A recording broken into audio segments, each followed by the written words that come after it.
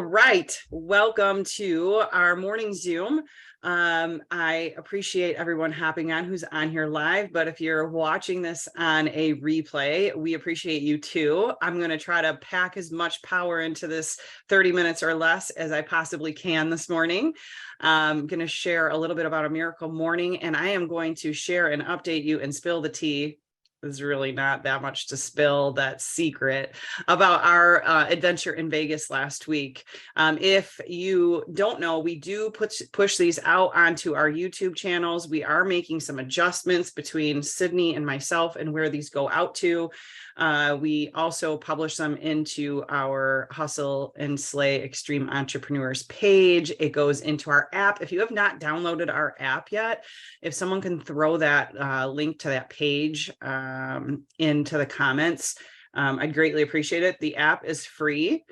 You can watch all of our replays right there inside of the app. We also have our 21-day challenges that load into the app. Those are a pay-to-play scenario, but they are only $21 a month for every challenge that you decide to participate in.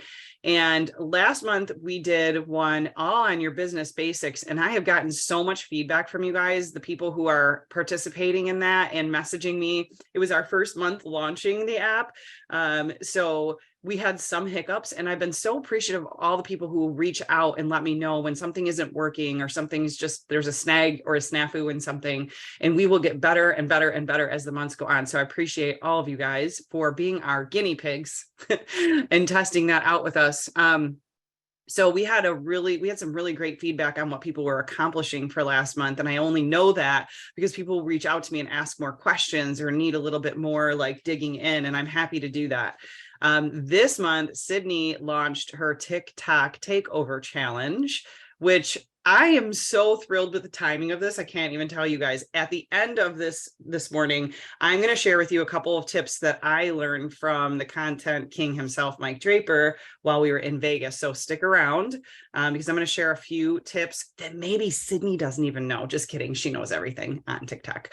But I'm going to share some tips with all of you guys. And Sydney, I did literally grab that shirt from the top of my closet today and almost put it on. And I was like, nope, what if Sid wears it? I'm going to put on this flannel. I am not kidding. That is the exact one, not the burgundy one. It was that one. We almost were twins again today, and I almost wish I would have done it because it would have made it even more funny that we constantly dress alike. Okay, let's start off by talking about your miracle morning.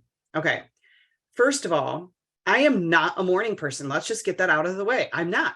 I never have been. I probably never will be. I love sleep.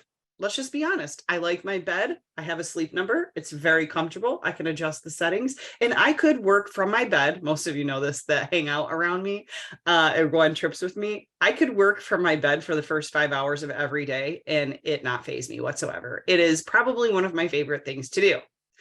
We can all create our own type of miracle morning, however we want that. Do you know what a miracle morning is? One where you are happy and doing the things that you love, and the rest of your day goes exactly how you want it to because you started off your day exactly like you wanted it to.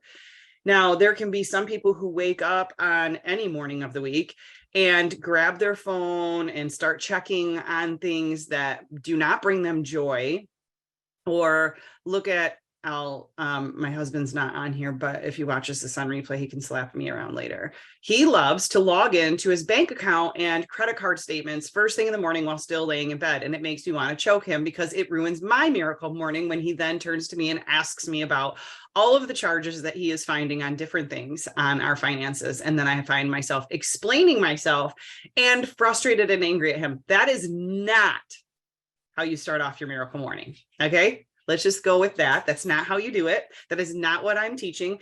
There's a lot of people out there that will say grabbing your phone first thing in the morning is not what you want to do, because you start answering to what other people need from you rather than you focusing on you. Now, maybe I will come back in like 3 years when I get smarter and I grow up a little bit and tell you that I am wrong.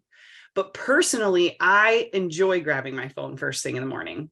It brings me joy. So I'm going to continue doing that. Now, For some of you, like Ken, who probably needs to take his phone and throw it in his car so that he doesn't get on it before he gets up for the day, then you should follow that advice. I will keep doing what works for me, and you will keep doing what works for you.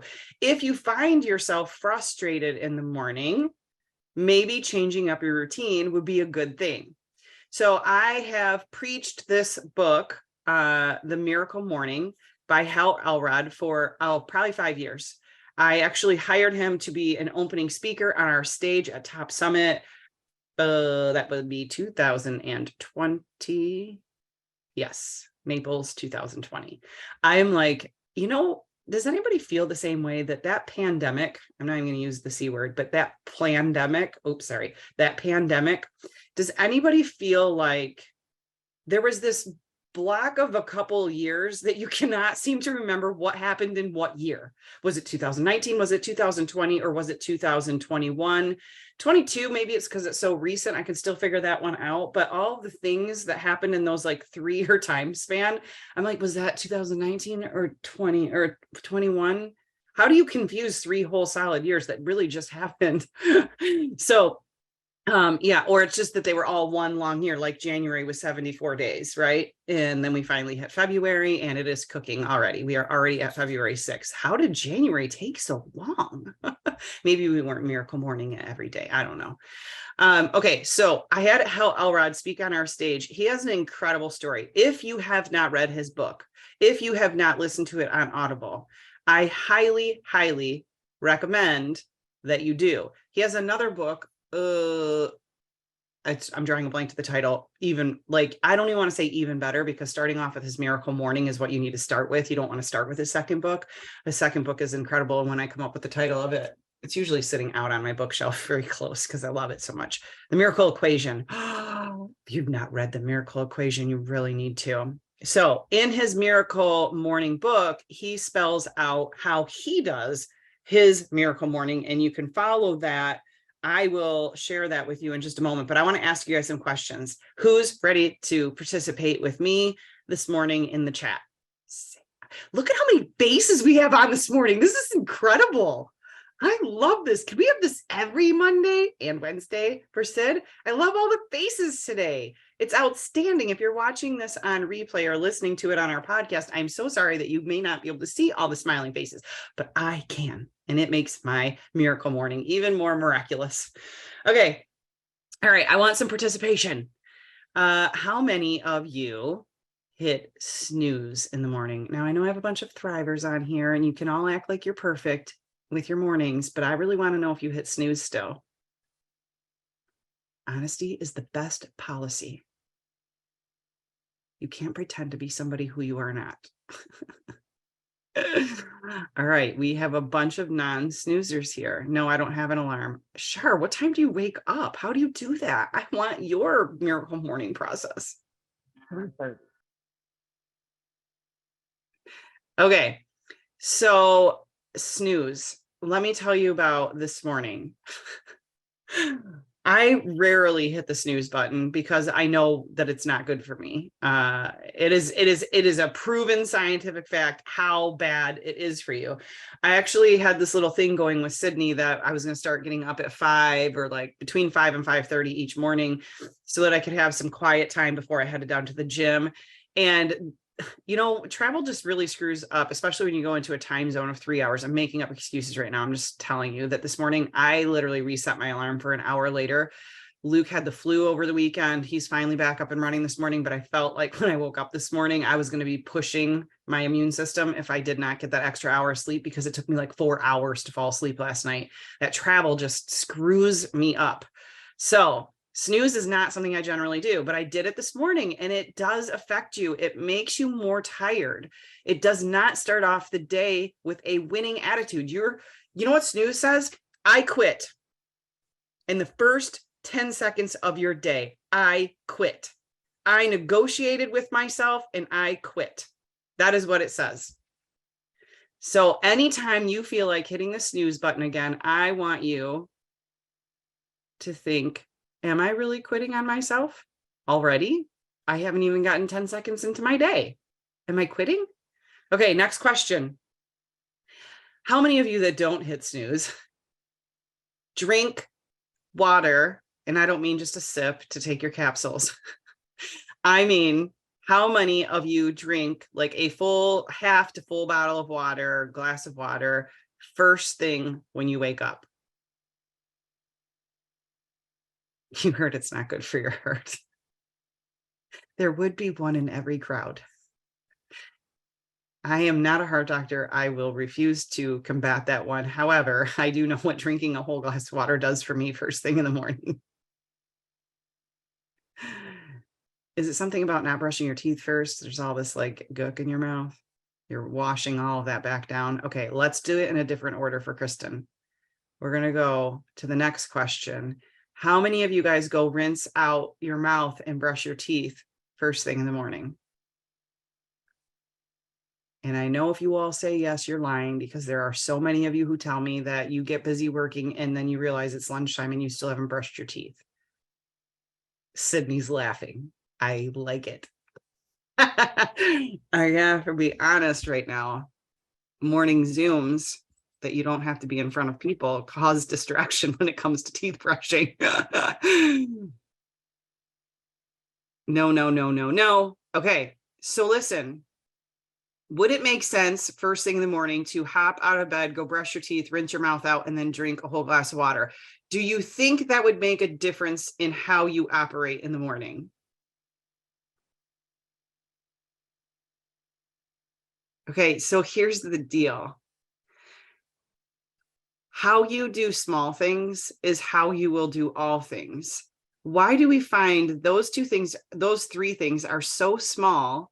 Yet most of us, I won't talk about the snooze button. It's just because of the crowd that's on here. I know all you do. I know what you do to wake up in the morning.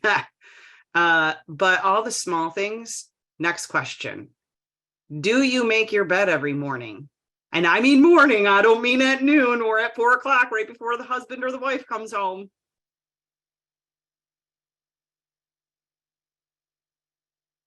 Look at all those bed makers.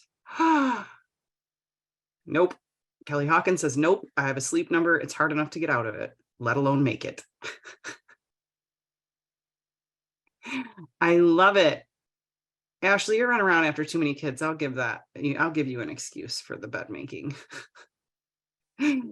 Okay, so how you do small things is how you will do all things. So when we're talking about our day and creating a miracle morning, those things I'm listing off are extremely valuable in how the rest of your day goes. Now, I work from home. Not everybody works from home. And where my office is right now, like it's going to move, where my office is right across the hall from my bedroom. Also right at the front of the house. So my office and my bedroom, if you're coming through my front door, are the two first things that you see. They are also the two messiest parts of my entire house sometimes. So if I don't make my bed first thing in the morning, first of all, when I make my bed first thing in the morning, the doodles just mess it up anyways, because they thoroughly enjoy believing that that bed is their playpen and their bed for the rest of the day. Hi, Bentley. Speaking of doodles. So if I have to make my bed first thing in the morning, or I walk by it 30 million times a day, when I head to the bathroom or when I head to the kitchen or do anything, I walk out of the office and stare straight at my bed. So if I don't make my bed in the morning, what do you think that does to my mindset? It's messy. It's just like opening your eyes and in the first 10 seconds saying, I quit because you hit snooze. It's the same thing every time I walk out of my office. I look at that bed and go, I was lazy. I was lazy. I was lazy. I was lazy. Do you think that's setting me up for a great day? Absolutely not. How you do small things is how you do all things. So all of those little tiny things are small. Not hitting snooze, not drinking water first thing in the morning, not brushing your teeth, throwing some water on your face, not making your bed. Those are all really small things. Can we agree that those are small things?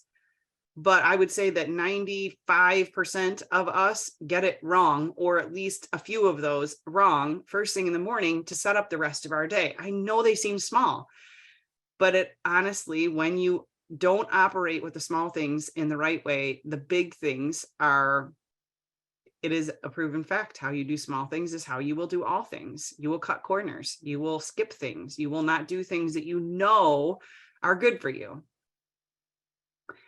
I can't go into work to a messy desk, makes my day crazy. Right. So she's figured out that probably on the day that she leaves work, the evening, the afternoon that she's getting ready to leave work, before she goes, she cleans up her desk, I'll bet. Because she knows that if she walks into a messy desk in the morning, it's going to make her crazy. Okay, I think that, oh no, the most powerful one that literally takes me 10 minutes or less every single morning. Do you write down and practice gratitude every single morning? If you're a Danelle Delgado follower, I will almost guarantee that you do. If you don't, you are not following what your mentor has told you to do. Most of the time. I'll go with that, Jill. There's a few mornings that things get a little hectic or out of control, and I end up writing it down later. But most of the time it's first thing in the morning. And you know why I post it in my stories every morning? To hold myself accountable. Literally.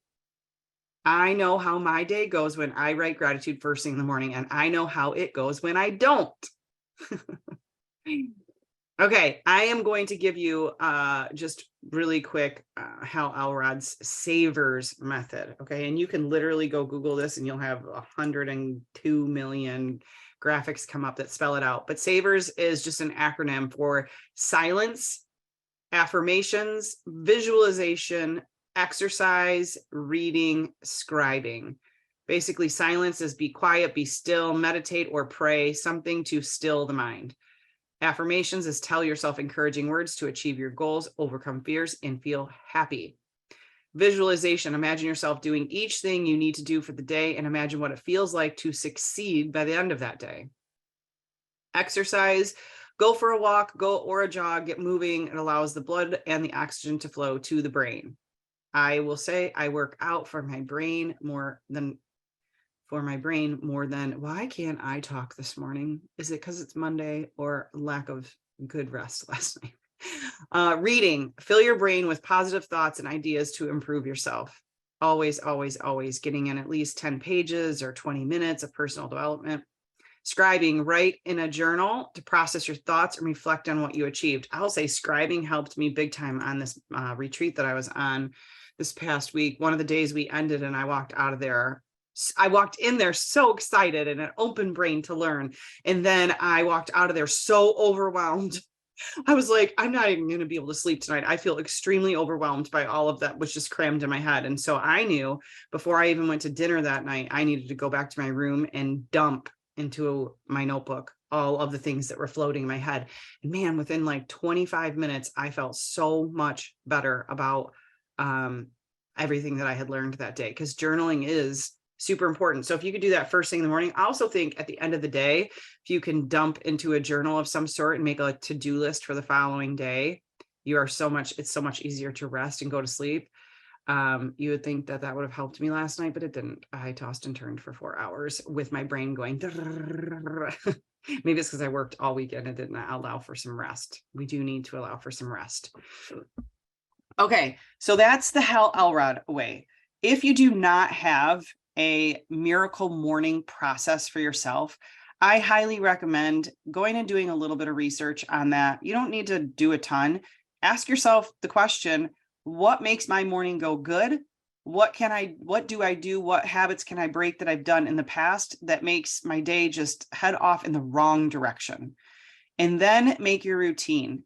Then stick to it. Try it for the next 21 days. 21 days to create a habit, hence our 21-day challenges that we do. So 21 days, I want you to create your miracle morning, whether it's 3 steps, 4 steps, 7 steps, 10 steps, whatever works for you, whatever creates your miracle morning so that you have a great grand day. And then I want you to practice that for 21 solid days and feel free to weigh in and let me know how it's going. See if your day is going even better than before. All right, I want to give you a few updates from my trip to Las Vegas. Did we do any gambling? Yes. Did we win? No. That's it. The end. Just kidding. Some people won. One was not me. We tried up until the very last minute when we were going to the airport. We almost thought about gambling in the airport too, since they have slot machines there, but we decided against it. I hate losing money. Okay.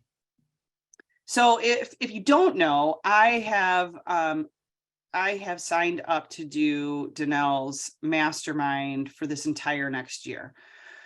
In that entire next year, there are 3 in-person masterminds. One was just this last week in Vegas.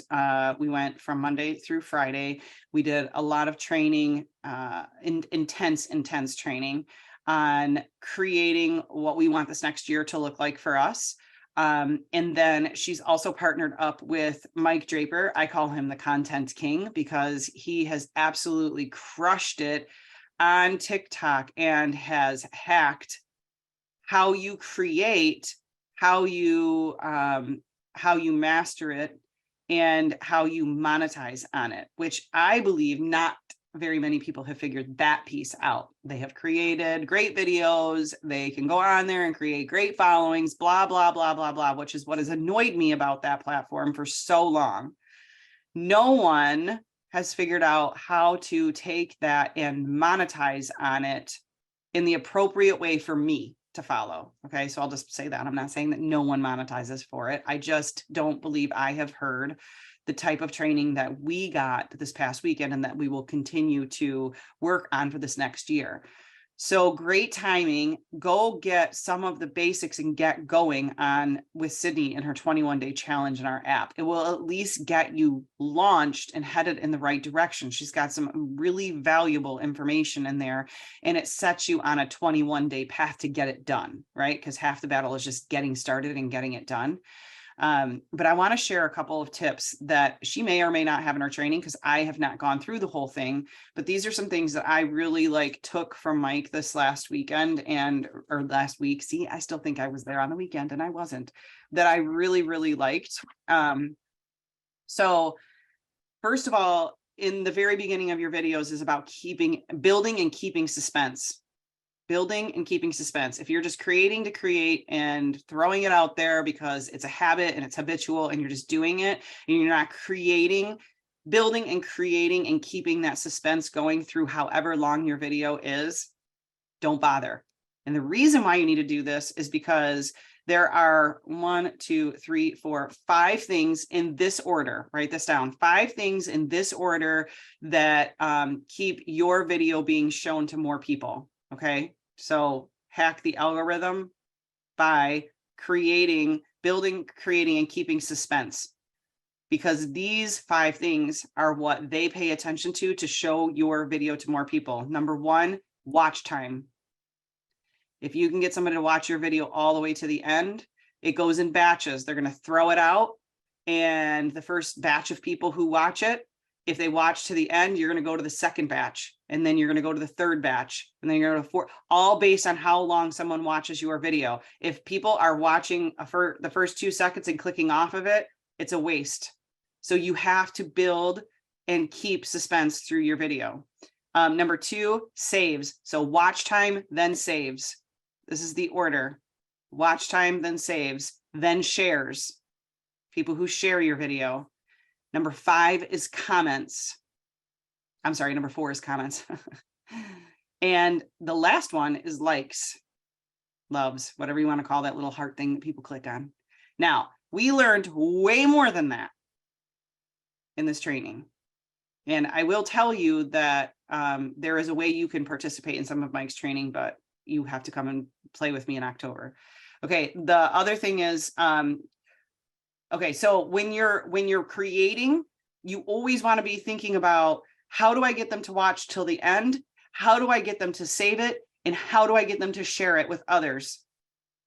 So when you're creating, don't create just to create. Create with those 3 things in mind. If you're creating just to create, you're wasting your time.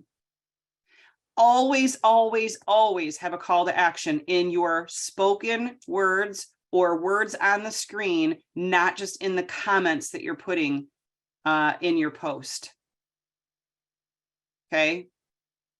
Always have a call to action or you're wasting your time. Ask them to do something, save it, share it, like it, go to a link. any of those things. Ask them to do something. If you're creating just to create, you're wasting your time. I'm sure Sydney has covered all of these things in her 21-day training, but there is from the Content King himself. Okay, so I really, really, really loved his training. If you did not know, you can sign up to go to a retreat that I'm hosting him at in Michigan in October. That will sell out. It will be full. We are filling a retreat house. Come get a whole room for you and your team. Come by yourself, come with a friend. The information is pinned to the very top of my Facebook page. You can go to the website and check out all the details. The first thing people ask is, how much does it cost? It's under the frequently asked questions at the very bottom of the page. Just go look. He will be there for the entire time. So will Danelle. So what did we work on with Danelle? I'm going to go like maybe 1 or 2 minutes over so I can share that with you. I want you guys to ask yourself this. This is what I'm going to be working on for the next 90 days. She goes in 90-day runs. It's how she does everything. So I want you guys to, you wrote your goals down for the year. I'm assuming you did. If you didn't, we have bigger problems. Okay. I'm assuming you have some goals for this year. I'm assuming that one of them is monetary. Okay. So I want you to write that number down again right now. What are you looking to do in revenue by the end of this year? Whether it's in your network marketing business, your personal business, your something new you want to launch. What are you looking to do monetarily this year? These are things that we did at the training. It was a number. Pick the number. If you haven't already picked the number and you didn't already know the number, I would say you probably needed more than 74 days in January because you did not do what you were supposed to in January. It's all about setting goals. Okay, so what is your monetary goal? What is the increase or additional or just overall number that you want to earn this coming year? Okay, now that you have that number in your head or written down, what are you doing about it? I want you to write down 5 things that you are doing about it. What is your plan? What are you doing to create those numbers? Break it down. Figure out what you need to do in order to create that type of revenue, income, goal, whatever it is. Then what? Are you going to employ to learn how to do it? Stay accountable to it. Train on different things that you need help with to create a bigger audience. What are you doing to get to that goal? What have you committed to? What are you staying accountable to? A lot of you that show up here live on Monday mornings, hats off to you. I know that you're really trying, but we don't want Zoom zombies. We want people who are actually working towards that goal, those goals. Okay. So we really worked on our plan on how we're getting there. And it started off with a 90-day run and some massive commitments on our part. If you want people to run with, go surround yourself with people who are running. If you're like, I can't afford to do that. Well, you can't afford not to. That's what I'm going to tell you. You can't afford not to. Jill got to go and be a part of that mastermind. She decided that she couldn't afford not to. Jill, you can unmute for just a second and tell me, I didn't even ask you this yet, so this is completely candid. Was this last week worth it for you, knowing how much money you spent to do this? Yes. I have 2 words, life-changing. Thank you. Life-changing.